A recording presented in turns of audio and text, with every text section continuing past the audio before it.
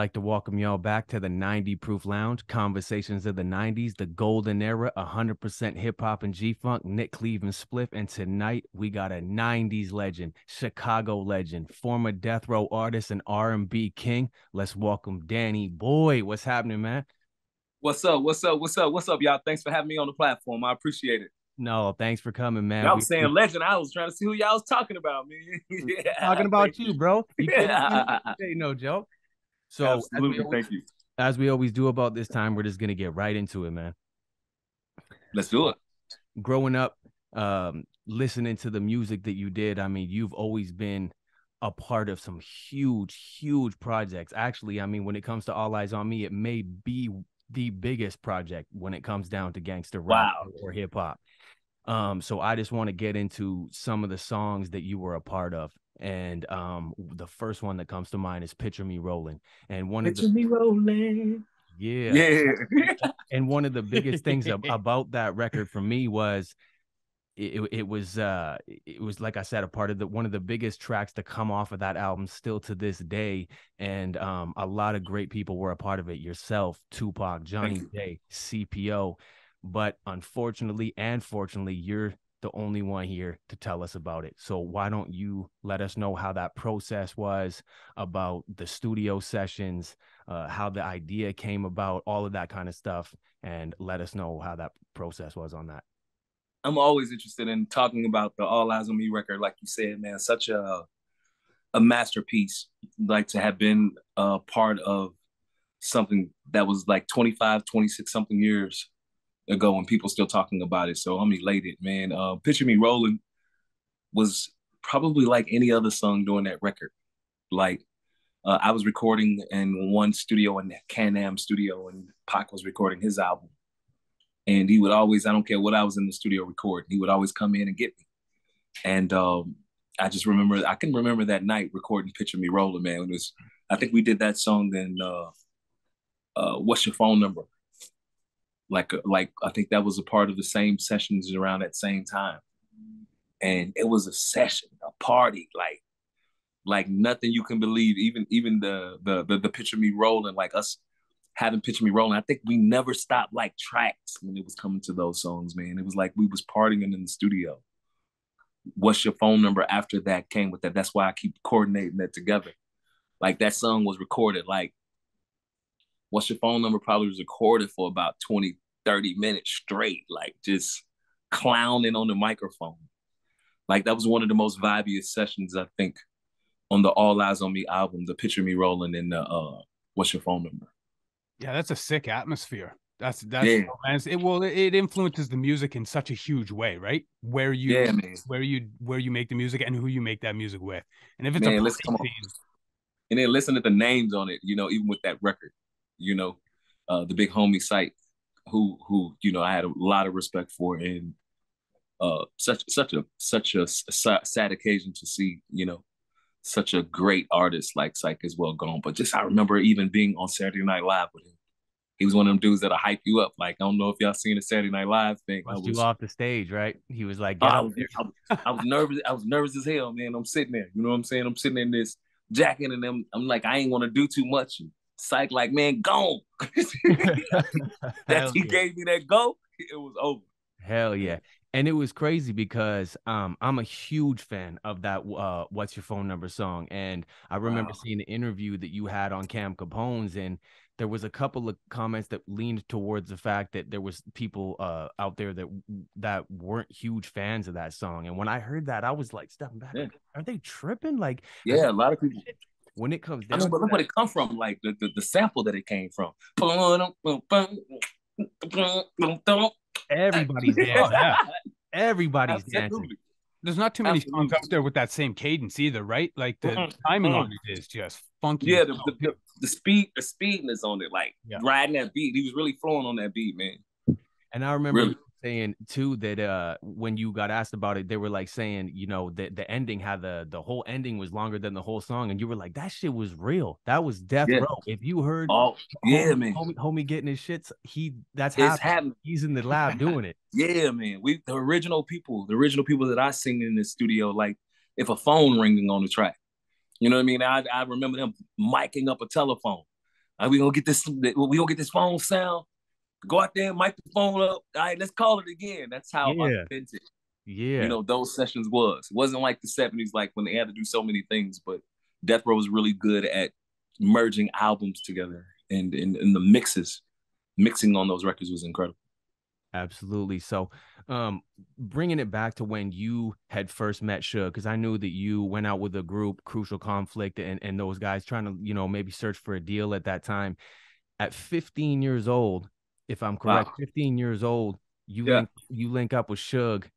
I mean, paint that picture for us, because death row is such a huge topic, just as it was back then. You're 15 years old, young kid from Chicago. You come out to LA, and then the next Born on the west side. snap of a finger, Church boy. You're at the Peninsula Hotel.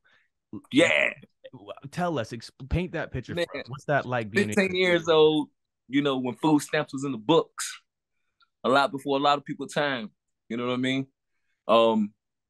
With just the aspiration, just aspiring to be a singer and have an opportunity to go to California with Crucial Conflict, as you said. And Death Row wasn't even the deal that I was supposed to sign. I was there to meet with other record labels. But to be around something so powerful and big, like, I'm a church boy, like I said. Like, so to go to a good Sunday morning service and guest choirs coming was big to me. But I really didn't understand, like, when I first got to Death Row, being around, I knew who Snoop was, and, everybody heard the Gin and Juice and other, but I wasn't deep into hip hop. It took me a couple months to realize, like, wait, whoa, you might be with the baddest ones in this business right now. Like, so it took a minute, man. And it was like, okay, Suge Knight, he kind of run California. Oh, kind of. He kind of run everywhere he go. That's how it is, though, right? Oh, this is how it is, man. Just imagine being 16 years old and somebody opening the mall up at, the mall. We should want to go shopping at Fox Mall, and it's 3-4 o'clock in the morning. And we in the mall, and they got the mall open just for Suge. Wow, man. Opening stores, bringing us through the bottom of the mall and taking us up to the store and just shopping. Like, just to see those kind of things at such a young age, I think, really prepared me for time and for where I am right now. Absolutely, man. Yeah, that's power. Yeah. That's absolutely. What power looks like, right? I mean, real power, man. You can do a lot of shit with money, but power's closely related, but different. But much different. And it really helps when you got a lot of money, man. And at that time, everybody knows, Suge was one of the most powerful and richest guys in the game, at that time. You mentioned Crucial Conflict. That was you traveled to California with them. Did you ever do a track with Crucial Conflict? Absolutely. That was the first record that they had a song called Nasty Booty. Okay. Yeah. It's a funny ass song. Was that the Final Tick or before that? It was a little bit before the Final Tick. I think I did some type of singing on one of the songs on their original album was Smoking on Hay. Okay. On the Hay album. Just Get My Money? Just Get My Money. Yeah. Who fucking called it. This guy literally told me, he's like, this is Danny Boy, and I know right when I hear your voice. Before Death Row. Get my money, all the hoes gonna ride with me. Yeah. Just get my money. Is it there was a female on there? There was a female singing on there too. Yeah. It was almost like you did the backups for it. I did the pulled the song out, right? Yeah, absolutely. Yeah, dude, sweet. Fuck, I heard it. I was like, that's I know that voice. That's funny. Yeah, dog fuck. That's great, dude. Yeah. That's smiling coming off. Wow. Hell yeah. I want to get into like Monday. Yeah. Yeah, that's funny, man. You reminded me. Well, fuck, you know what? It's funny too, because I hadn't heard that since basically it came out. I mean, I was a teenager. I was like 16 or some shit when that came out. I don't think I got it. Conflict. Yeah, but I think after I saw it in the Source magazine, I picked it up and started listening to it. A couple tracks just loved. They hit Rhyme and Reason. I liked Bogus Rain on there. That was sick. Yeah. But until we knew you were coming on here, I actually hadn't gone back and listened to the Final Tick since the 90s. Wow. I was just like, oh, wait. I know what's going on here. You took me back, man. Like, you know what I mean? So even before I went, like going out there with Crucial Conflict, all of us with the same dream. You know what I mean? And one of the guys that was Wild Style, is who originally put me in the studio. You know, we were like family. We lived like back door to back door. Our families lived back door to back door. And I would watch them rehearse with the original Crucial Conflict. There were two younger guys with it. Right. And man, I was a church boy, and I would watch them go to talent shows and just turn out talent shows with R. Kelly and Twista. And that's what kind of brought me into the R&B side of things. I was able to kind of go to talent shows and watch them, and I would sing in groups and watch them along the way. And then here it is, we all had an opportunity to sign our deal around the same time. People was looking for me one time in New York.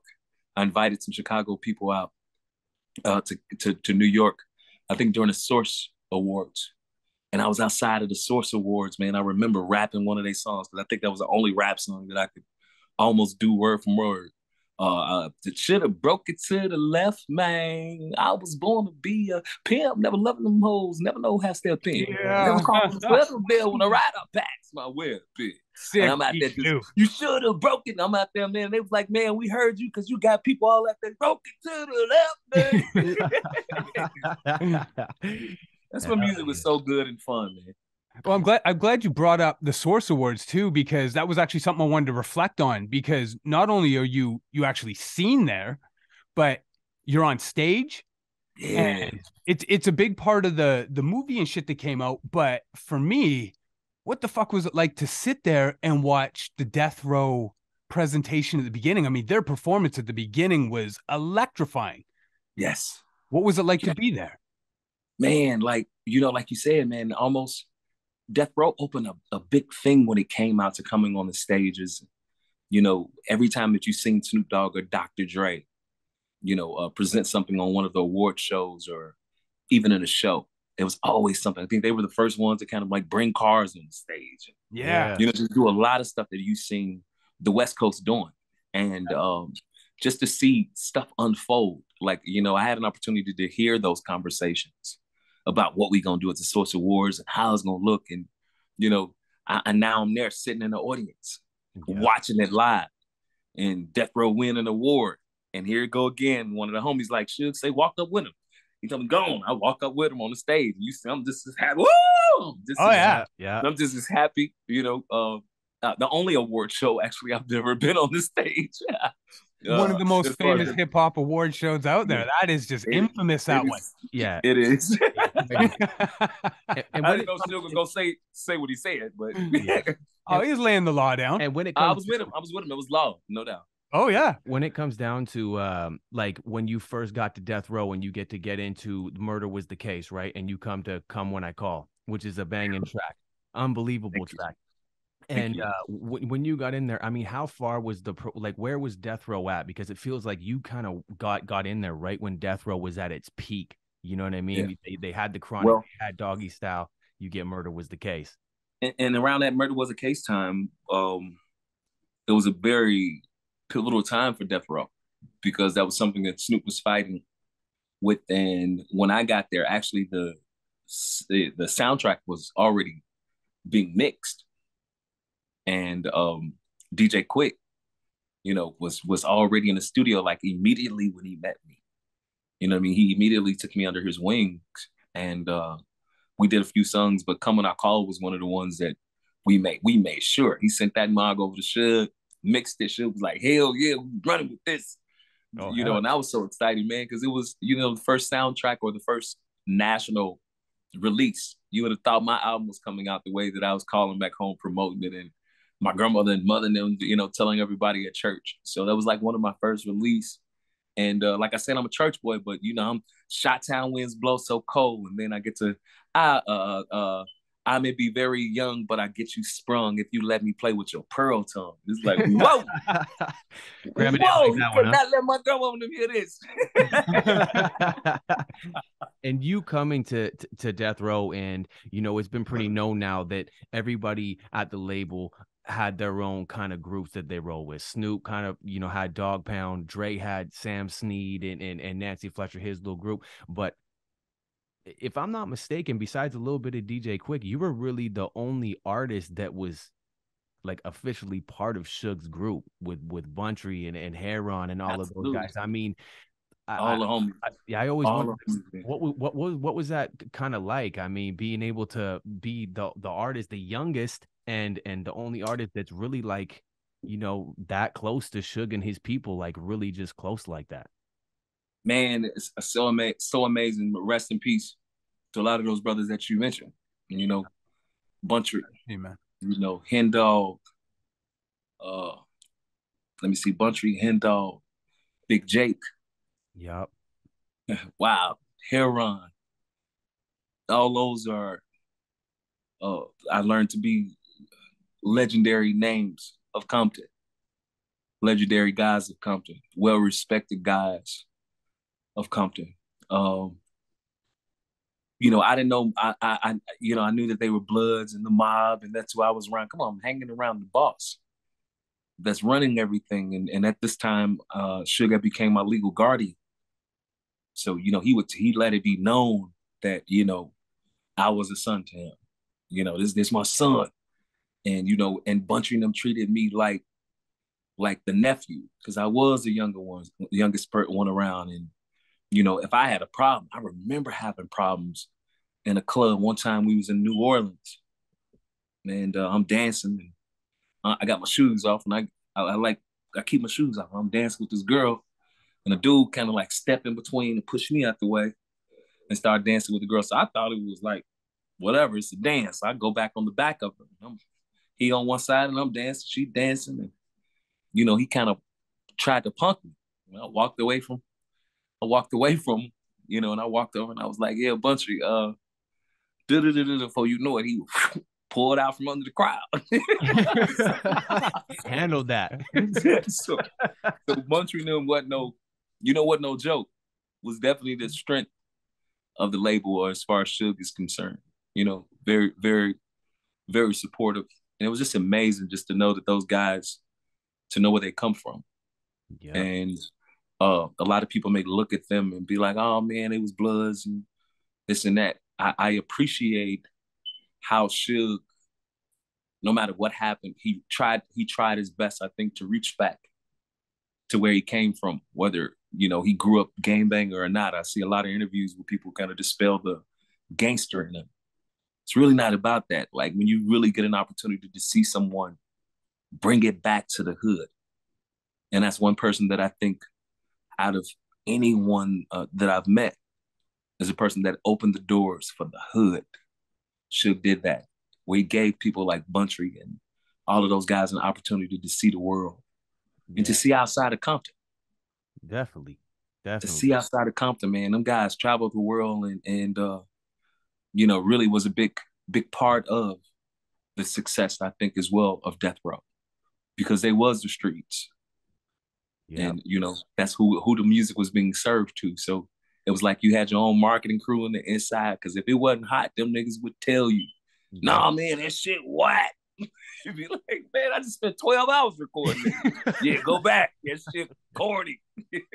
Yeah, so that's good, man. I mean, you're not going to succeed to those potential levels with Yes Man sitting around you. Absolutely. You get that shit, it's just the generic garbage over and over. Plus, the way you describe these cats, you're talking about breeding loyalty in people too, and that comes with the respect that they have from being put in situations they might not get to themselves.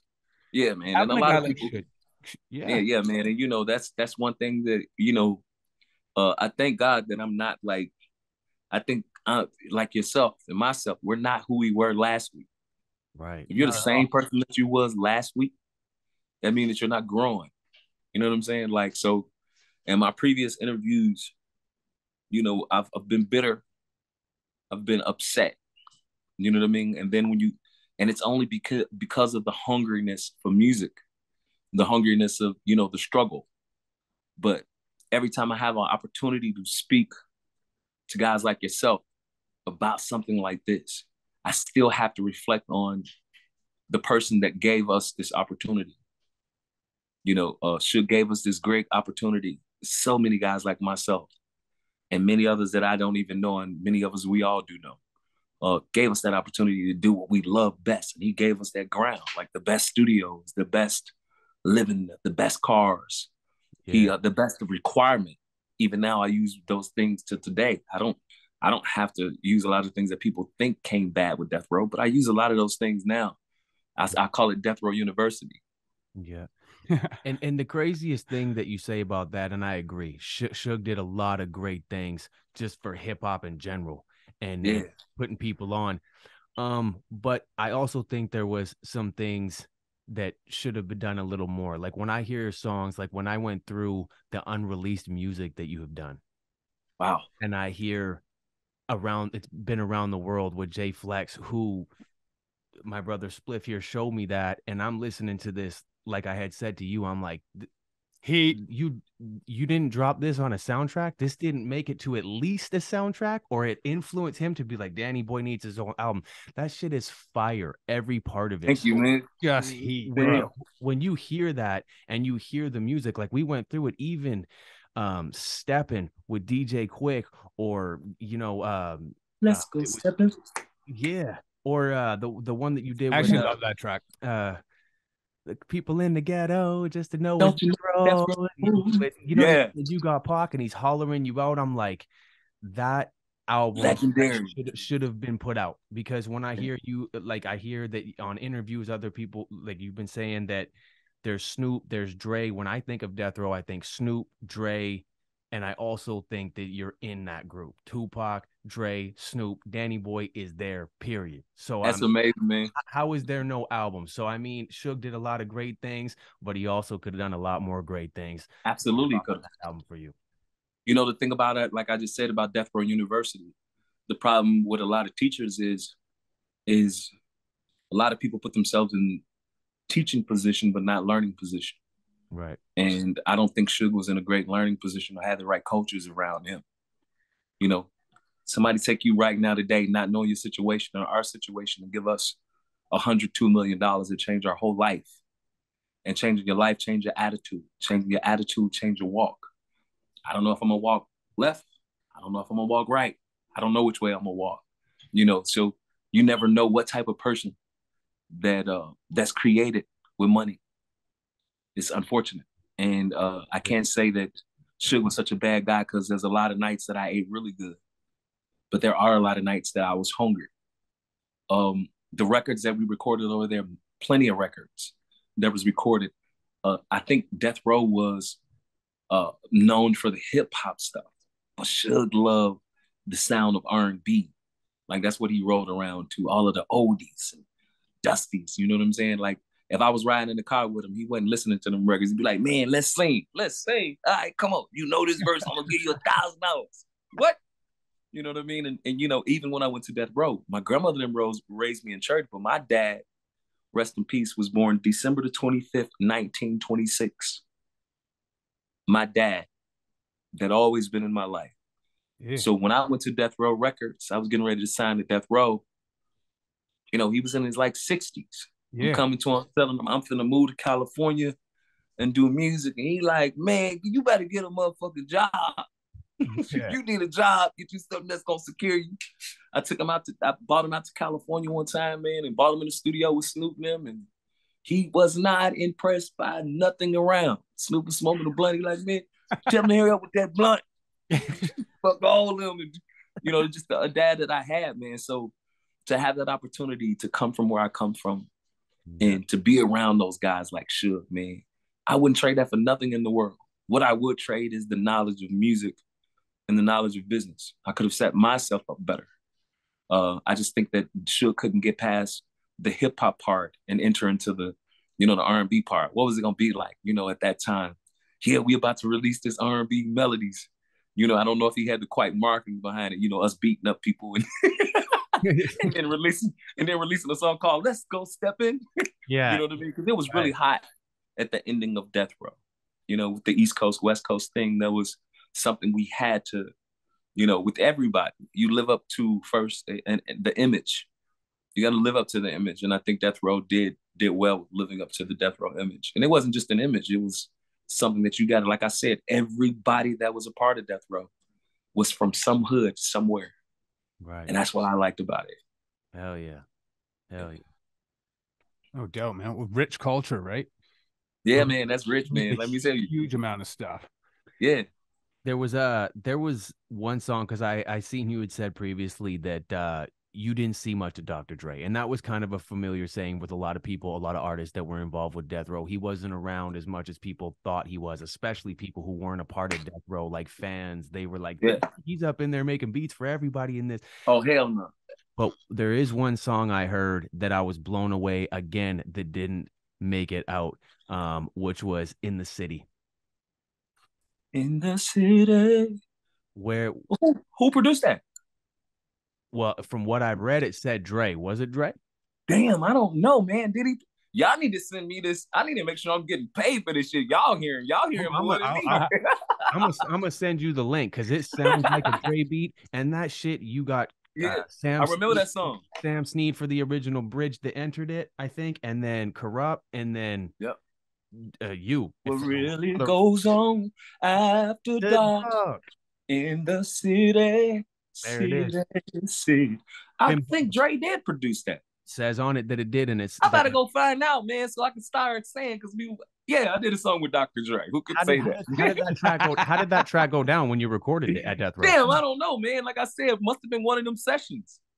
Man, I'm telling you, I'm so amazed because even the material that's out, I still have an opportunity right now at this age that I'm at, and people are like, man, you heard this song, and they'll send me something that I know is my voice. That we had an opportunity to do. It was a Big Daddy Kane song. It took for somebody to remind me that there was a cut that I was on with Big Daddy Kane. MC Hammer. Actually, that's MC Hammer. And MC Hammer. Come on, man. Yeah. You know what I mean? Like, that's a fire too, dog. Come on, like that shit. That's what I'm saying. You know what I mean? Like, I don't care. Like, that's what make me look back at even, the bitterness, let's say being mad and upset of all those things. I couldn't trade none of those things for nothing in the world.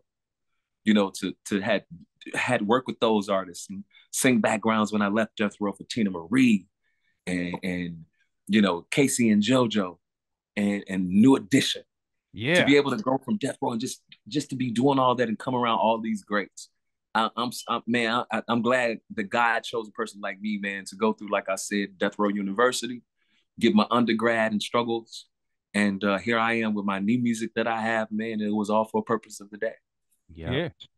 Well, you look at the 90s music, and I tried to accumulate the shit, and it's real difficult. I mean, RIAA's database isn't exactly easy to navigate and shit, but I accumulated as many numbers I could, and you are on at least 28 million albums worldwide in the 90s. In the 90s. That's 90s music. And there was 2 albums I couldn't find any numbers on, which was Mob Stability with Twista and Speed Not Mobsters. Absolutely. That was Front Porch. Sick track. Love that shit. Wow. I actually had never heard that. I'd never heard that till I delved into a lot of the shit I was looking for what you had been involved in. And I was like, holy fuck, dude. Nick, have you heard this shit? Applause. Yeah, dude.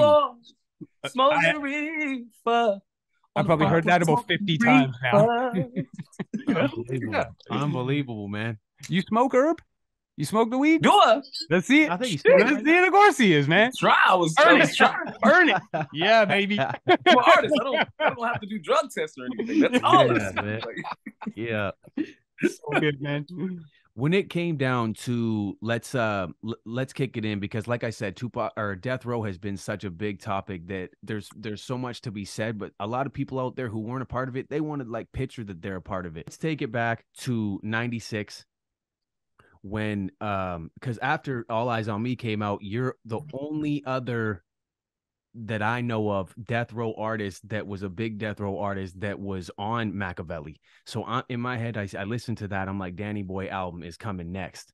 Suge goes to prison. Pac passes away. How does that change the music, the environment in Death Row with Reggie Wright coming on to take over? And how did things change? I mean, well, it changed drastically. It's real sad because the label was such family based. So it looked like, excuse me, when you name Snoop and the Dog Pound or Suge, Pac, myself, You name those guys and you still see brotherhood and familyship. No matter what side people picked, you see the music that came together through that. It didn't matter whether it was red or blue or Crip or Blood or this dude from Chicago. It was based on great music and a great director leading that. You know, every choir got a great director. Yeah. And that director helped keep people in their parts. And I learned that well before I left. As I told you, you know, I came up in church. I've always tried to remain and know my part and not try to, you know, soprano is pretty high for me. I try not to sing in the soprano key, you know. Alto, I'm good at it. Tenor, I know I could beast at it. I think, and with me saying that is a lot of people didn't know their place when it came to the record business and what it took to run a label like Death Row Records. I think they worked with what they had, but we see where the label end up. So there's no judgment. We can see exactly what was lost throughout it. Yep. The lives, and I'm not saying lives such as death because we know that. Rest in peace to the people that died, but the lives and futures of people, great artists, such as myself, that was, you know, when Death Row got that blackball, a lot of us was rolled up under that blackball. Mm-hmm. A lot of us didn't survive that time. It wasn't comfortable, you know, to hear yourself on the radio and then to figure out where you're going to sleep, you know, the next week after living in such great position. And for myself, I feel like I got it the worst because I was up under Suge. So everybody that had an opportunity to run things wanted to prove that they not Suge. Meaning, you know, it's not going to be as comfortable as Suge made you. And most of those people kind of made it for myself really, really hard. Like to even want to survive in life, not just music, in life, you know, and a lot of people didn't surpass that. A lot of people changed their careers. Yeah. A lot of people don't do music no more. Yeah. A lot of people are far away from hip hop. You know what I mean? And I just thank God that he gave me the strength that, you know, no matter what, even, you know, some of the scenes, like you said, the All Eyes on Me movie, when they did the scene of me in there, you know, I was never invited to any of those things. I was never invited to hear a story because I can't imagine how a person can do an All Eyes on Me story and not involve a Danny Boy. It's impossible. Or play I Ain't Mad at You at the Super Bowl and not have you there. You know what I mean? I don't see it at it because I was there from the beginning to the demise of Death Row.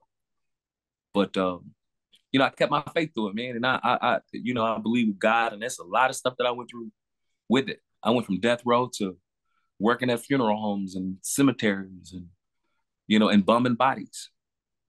So my life changed drastically. But to be able to still be a part of hip hop culture, 25, 26 years later, somebody can sing I Ain't Mad at You and finish the verse. Yeah.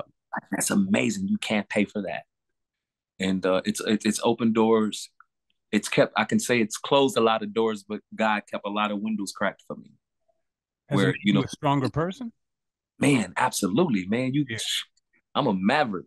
And that's the most important part, right? That's it, man. I'm a maverick, and here it is. You know, the only difference is now is, you know, as we get older, your bones hurt a little bit, and my braids and my curls is gone. But I thank God that I'm still singing, man, and still dropping music, and I just dropped a new project, Black Heart. Congratulations. You know what I mean? Thank you. And to come on a 90s show to talk about 90s hip hop and just the 90s era of music was an incredible era. And this record, even that I have out right now, Black Heart, you know, I got some 90s type love songs that's on there. You know what I mean? I'm hoping the people that miss that nostalgic part of the 90s will be like, this is what R&B is missing. This is what, you know, the radio is missing. You know what I mean? So we could be talking about 10 years, 20 years from now, y'all be inviting me on the show and say, hey, man, let's talk about 2023. Yup. Like it was the 90s, man. Yeah, absolutely, man. A rewind of the 90s would be amazing. Man. Well, just everything you kind of said there makes me reflect on thinking that the money and the prestige of the game nowadays really blossomed through the commercial aspect of the game. And when that actually took off, it could not have been done without R&B. And R&B, I don't think has ever really been fully considered part of the roots of hip hop. You got DJs with the turntables, you got graph heads, you got b-boys, and you got rhymers and beats. But the digits start adding up. The zeros get added on when you add R&B in. It's like the spice of music, right? Oh man, yeah, absolutely, absolutely. The hooks was different then. And like, it hit the radio before it was acceptable. Yes. And now look at it. Yeah. I mean, motherfuckers is on TV shows for like careers. You got movie stars. You got billionaires. It changed a game, and not everybody's going to agree with me, but it turned what was a hobby and a delight and a way of life and a way to express yourself. And it took that aspect that people wanted to make it a business and turn it into a multi-billion-dollar business. Absolutely. It couldn't have been done without R&B. And obviously cats like yourself, right? Man, thank you, man. Well, it is like, it's always, I think hip hop is the child of R&B to me. You know what I mean? When you listen to most of the songs, you know, whether it's a sample or whether it comes to a hook, it comes from something that was soulful. It comes from a rhythm and blues type song, man. Right. Yeah. You know, when you got those mashups in the 90s with not just myself. I mean, when you heard Nate Dogg on a song, man. Yeah. I don't care who it didn't have to be with Death Row. Long after Death Row was gone, Nate Dogg was still able to get on a song, and like, you look for that Nate Dogg sound when it came to a hook. You look for that part, you know, to sing along with. And man, just to see that. But it's open to culture. And you just got now rappers that know how to sing a little better or willing to take that chance, you know, to do those hooks. But man, it nothing beats it. I think, man, that's what make the sound of the 90s. The soulful and the R&B sound. Soulful. Is what make the sound of the 90s when it comes to hip hop, and the music of the 90s. And that was a big thing too. And with your career, I mean, you got to experience a lot of stages of things, because when I got to look into the Slip and Slide song that you put out, which again, unbelievable. Thank you. That you did, but also I've gathered that Genuine was a part of that, a part of the writing process, and at that time, in the background.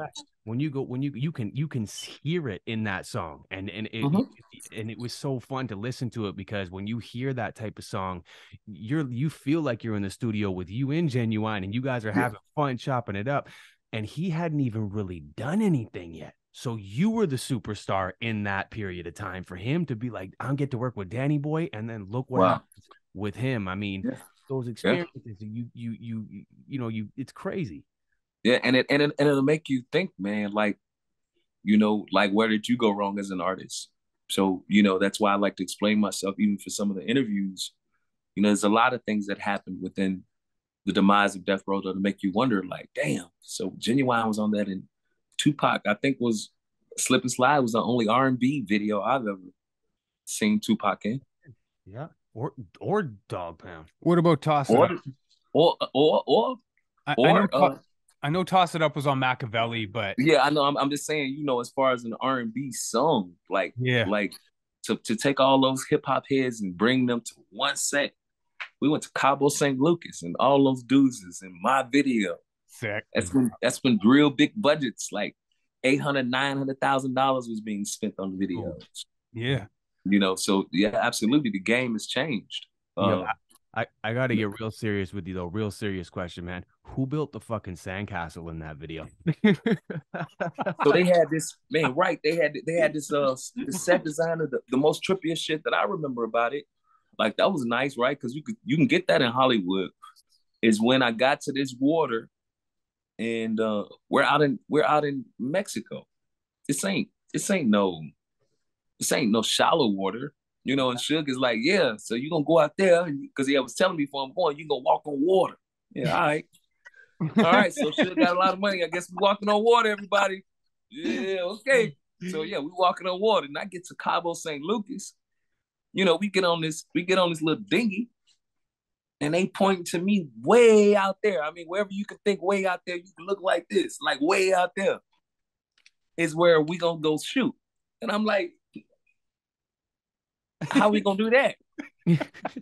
I pull up on the scene, and I'm in a boat, and I remember the lady, the wardrobe lady, and the makeup person studied trying to tell me you're gonna be all right. I'm gonna be all right. We on a boat, a small boat in the middle. Is that the ocean? In the middle of the ocean in Mexico. And the small people that they point that way out there is what they talking about. We finna go film the first scene. And I get over there and they got this plexiglass about 3 foot wide, 4 foot wide, maybe. And it's wobbling on the, it's moving like this on the water. It's moving, but it ain't, they went out there and engineered something where I'm actually about to walk and float on this plexiglass with about 12 scuba divers on the side. And I'm like, man, I'm not, so if you see me out, when you see me out there dancing, I'm scared as hell. Cause that wasn't Universal Studios. That was, Right. the middle of the ocean. When Shook seen something, that's what I like and appreciate. And I think even for me as an artist, I hate that scene so much because I expect so much from the label that I'm with. Yeah. Now, I expect a lot. You know what I mean? When I get to the video shoot, I'm like, man, catering. I'm looking for catering and makeup and they're like, yeah, my wardrobe people. And they're like, yeah, so you need to iron your shirt. Oh shit, ain't nobody ironing our shirts no more. So, yeah, the business has definitely changed. Yeah. But it created, that's when they had A&Rs of record labels. Yeah. That when the artist was out of place, they showed them how to get in place. Yeah. There's a lot of these people, I just feel bad. You see an artist that gets so much clout and so much notoriety and get a lot of the things that some of us artists wish that we had. And they get it, and it's like the worst fumble in the world. Like, give it away. Yeah. We all come from the hood, but I don't look forward to making $200-300 million to go sit on the damn block I grew up on. Right. And to be that accessible every day on the same block, the same hood. That's not getting out the hood. I really want to be able to go live a comfortable life. Right. And to be able to talk to you guys about music, what God has created me to do. Yeah. And one thing about music, it breaks barriers. And I don't know where you guys are located, but you see how worldwide this music thing go. Yeah. It's a conversation that can last forever. Yeah. Yeah. Well, that's why this shit started. That's why we're doing 90 proof, because it's beautiful because there's so many people out there. And, this is what, 30 years ago? It all started in the 90s and 80s because of the music. If it wasn't for the music, none of this shit's going on. Right. Yeah. And that's why we're focusing on it. There's great stories. We could be asking you certain questions right now we've seen on other interviews and shit like that. But what you want to talk about, what we want to talk about is that 90s fucking music. That's what got this shit banging. Listen, man. I mean, for me and Nick, we're bumping that shit on a regular. I'm still bumping that shit. Sometimes I close my eyes and go back to the 90s, man. Yeah, man, because that's what it's all about. Such a beautiful place. And one thing with going through, I went through and I listened to Tupac, All Eyes on Me, and I specifically knew you were coming on, and I tried to really just envision myself where you were in the studio with Tupac and the songs that you did with him, and him going through so much on All Eyes on Me, and it being such with all the controversy with him being shot out of jail, now on the most intense record label on the planet. I went through the whole album, and I got to be honest, I don't know if you've ever thought about this, but every song that Tupac did with you, he seemed like he was having fun, which I don't know if he seemed like he was having fun on every track. Ambitions as a writer didn't seem like he was happy at all. He was mad as fuck. And when it comes down to the songs he did with you, he was happy. And I know that he was a bit older than you and sort of a big brother role to you a little bit. But did you ever sit back and think that do you think that maybe you might have been a positive influence on Tupac's life at the time he was around? Wow. So I know even when like Static, that's a good question. Because even when like some Static or something seemed like it was going to happen, when we go to the little Red Room meeting that a lot of people heard about, You know, I was known as like preacher boy, you know, and prayer boy. You know what I mean? Like, you know, something to break out of me. I'll be like, yeah, man, let's pray. You know, I just thank God from where I came from. You know what I mean? And I think all of us come from, we all have a spiritual side. You know what I mean? Especially a lot of us that come from the hood. Yeah. It's some God in us. You know what I mean? And when you got somebody that's always around, I think we all take a piece of influence of each other, because there's a lot of bad habits or bad things that I picked up and good things that I picked up along the way. That's just life. I hope that it was, but I know that when it came to things like being on certain songs, if you look at what's your phone number, I wasn't really credited on what's your phone number.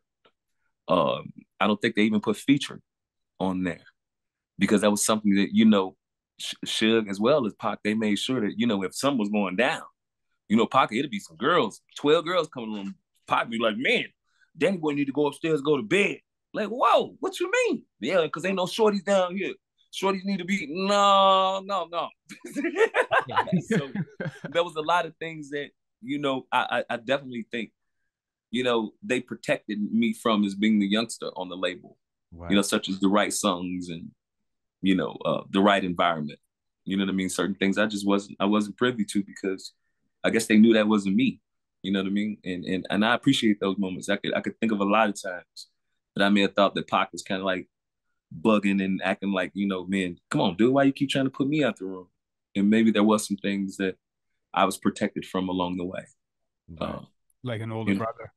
Yeah, like definitely, yeah, for sure. I was with Suge and Pac every day, man. And a lot of people, I know Pac wasn't on death row for a long time. It was a very short time. Mm-hmm. But almost from day one, I was around those guys. Right. Like, for not just recording, like what you eat, cook something. I was the cook of the label, you know, around them guys. Like, you know, I'm 15, 16 years old cooking real meals, like real soul food, banana pudding, greens, turkey, ham, and all that I couldn't cook. I'll call my grandmama and be like, how you do this? So that's who I was to Suge and the people that I was around. So I've always been me. You know, and even out of a lot of interviews that people have seen, and they be like, man, what you think Pac would have thought? Shit, nothing. like the fuck? No, I don't think he would have thought nothing. He would have thought, man, is you good?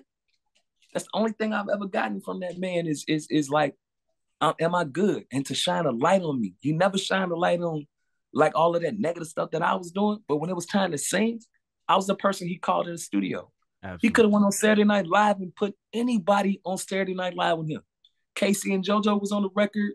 Plenty of people was on that record. Why choose Danny Boy to go up there and give him this spotlight on Saturday Night Live? Man, that show is live.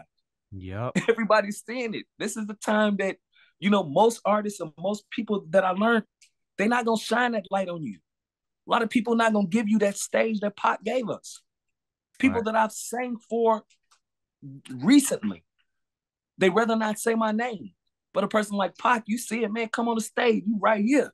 17-year-old Danny Boy. I couldn't imagine if a dude like him was living and he knew that my album Black Heart was out. And Pac had been told everybody, go get my boy a record. Yep. You know, so, you know, such a sad affair of the 90s. Such a total loss when it comes to hip hop. You know, Biggie and Pac. Yep. Tons of guys. There's a whole bunch of people on that list. I mean, those guys are sort of staples for. Yeah, absolutely. But so many other guys. Tons of them. You know, sadly, the list is too fucking long.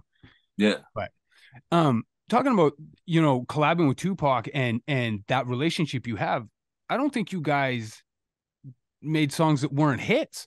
None. Wow. All those songs are hits. I mean, What's Your Phone Number is a quiet one. It's kind of under the radar, but for me, of the songs you did on All Eyes on Me, that's actually my favorite song that you do with Tupac. Which one? What's Your Number? What's your phone number? Okay. Oh wow. I just that shit is there's nothing like that. And I love that shit. I'm a full East Coast. Love that. Yeah. Some of the South shit is dope. I like the G-Funk there. Don't get me wrong. Love the West Coast as well. But when I was influenced and grew up with it, it was a lot of the East Coast. And you know, fuck, your tracks with them are all hits, right? What's your favorite track? What's your favorite song you've done in the 90s? Wow. I gotta say I ain't mad at you off top, but I don't think that if you give me two, I gotta say I ain't mad at you because later on, just knowing that was connected to El DeBarge, and you know what I mean, like knowing the whole meaning behind that, Right. and like it's like that's all. Like, man, come on, that was a ringtone. You know what I'm saying? Yeah. But I think for me, you know, it just changed because one thing about the All Eyes on Me album is set you in a mood. Yeah. You feel what I'm saying? Like if you, and like you said, you Ambitions as a rider, you put on Ambitions as a rider, it's 9 times out of 10, you pretty pissed off. It's gonna go down. You know what I You're mean? ready Like, to take over on that you one. own one. You know Yeah. what I mean? But you know, with songs like Heaven Ain't Hard to Find, Love it. man. Like I listened to Heaven Ain't Hard to Find, and that's a song that I really didn't. You know, I don't really listen to these records like that, but I really listened to Heaven Ain't Hard to Find, man. That's like a hood anthem to me. So that's my favorite. Nice. And when you push it forward a little bit of time, and you had worked on Toss It Up with Casey and JoJo, and then you fast forward to the Chronic 2000 and you do Beautiful Lady.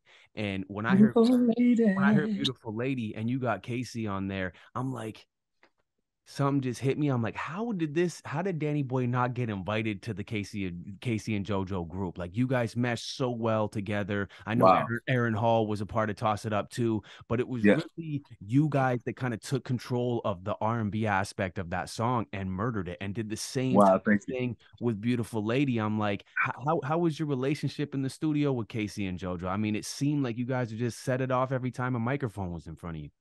Man, I grew up singing Casey and JoJo songs with my high school partners, you know, that I was in a group with. You know what I mean? Everybody thought they was Jodeci or H-Town or one of those guys. And to later in life get an opportunity to go to the studio with these guys. Crazy. Man, I got to get in there and sing as hard as I can. Yeah. And then on top of that, after doing that and Beautiful Lady came along, I built a relationship. Casey and JoJo mama liked me from a Mother's Day event that we did one year, and she came there and she kept asking. Casey, I tell you, she kept asking, you know, who is that little boy that came down here? That boy can sing, you know. And Casey and them said they hadn't really heard their mama say, you know, nobody could sing outside of K and JoJo. Yeah. You know, and it just became an ongoing thing that, you know, them guys would say to me. But to be around some guys that's so legendary. Absolutely. And I wanted to stay, and they should have made me a part of the group. But I kind of became a part of the group when I did backgrounds for them and was on the Jodeci reunion, you know, singing around those guys at that time. I was singing background. So I guess I was like an unofficial Jodeci member. Well, speaking on singing with legends, I know you did a track with Roger Troutman. What was that like? Uncle Troutman, man. Uncle Roger, man. Like, wow. Wow. Like Roger Troutman, I think is the only person that I think reminded me that I was a kid. Right. When I worked with him. What do I mean by that? Is that he had such an aura that you had to, you know, you knew he was like the shit, but he was always clean, always dressed up, and very mannerable, and very respectable. You know what I mean? Like it's like he didn't talk a certain way in front of younger people, or you know what I mean? I could kind of see how the switch up changed when I would see him conversate with Suge. He was such like an uncle in the studio, man. And to watch that man put that tube in his mouth and like, you know, and tap his feet. They used to have to put towels on the floor because his feet were slapping so hard on the floor from him, you know, just tapping it really into the music. Yeah. You know, another great gone from the 90s, man. Like another great person. You know, the last time I seen Roger, we were in the Bahamas recording the Christmas album. Christmas on Death Row. Christmas on Death Row, and he was down there as well. And we worked on a couple of songs that was coming up for my album as well. That's unreleased, but after that, that's when he passed. The last time I kind of seen him. Another great that you got to work with, man. Man, wow. Yeah. Unreal. Another great. What was your favorite song Danny Boy's done?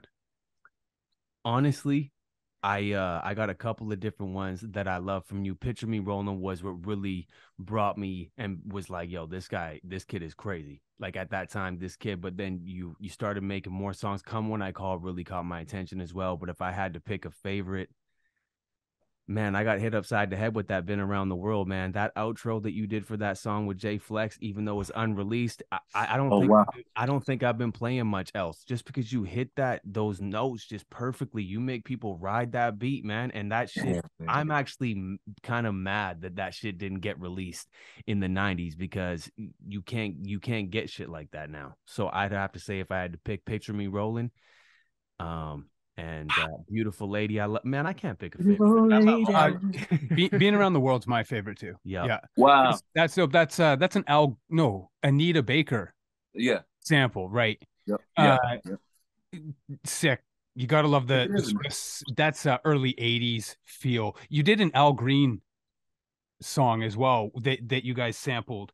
Love and Happiness. Oh shit. Crazy. Yeah, I know I remade that. So I went back and forth listening to that shit. I was impressed, man. Oh wow, thank you, man. I was impressed. That's that music that Suge loved, man. If Suge heard it, he'd be like, man, you got to remix that. So that was one of the remakes that I definitely went in and did. I redid Lady Over. Yeah. By Kenny Rogers. That's right. With a full orchestra.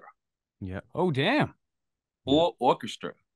And at this time, the guy that was over the orchestra, I think his name was Tom Tom. And it was about 50, 60 people in the studio cutting on that record. Yeah. That was a really big record. So that's probably my ultimate favorite song that I like, that I recorded around Death Row. Yo, that's amazing.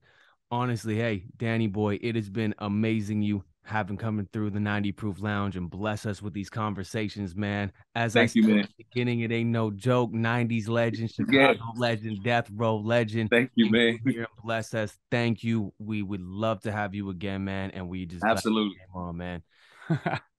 That's 90 Proof, man. I appreciate y'all. Thank y'all so much for sharing the platform. Y'all go check my new project out, which is called Black Heart, available on all platforms. Yeah, check it out. Already started checking that out. This song. Thank you, man. This song, that song, every other song. Yeah, thank you, man. Yeah, I'm number 9. I'm number 18 on the Billboard, so I'm excited, man. Still rising. Yeah, man. I'm excited about this moment. So I'm blessed, man. Thanks, man. I look forward to talking to y'all again soon. Nothing but love, bro. Thanks again. Thanks for loving the 90s, baby. Peace.